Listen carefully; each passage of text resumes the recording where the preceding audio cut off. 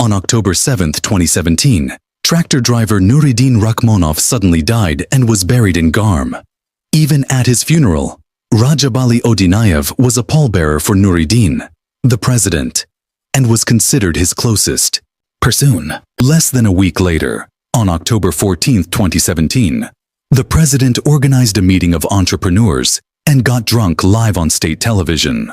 President Rakhmonov loudly declared that he took almost 200 million of Rogan's money and became the head of Umed 88 company abroad, did not pay interest, did not return the money. However, according to the contract, Umed 88 was supposed to return the money in 2018, and there is still time to return it until 2018.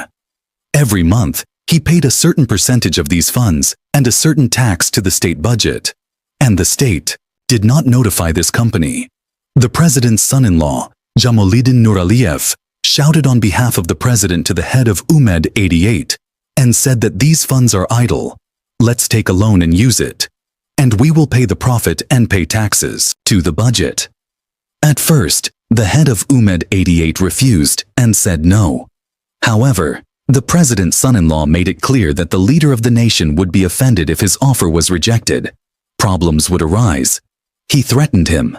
That is why the head of the company, Umed 88, Rajabali Odinayev, was forced to take these funds and use them as a loan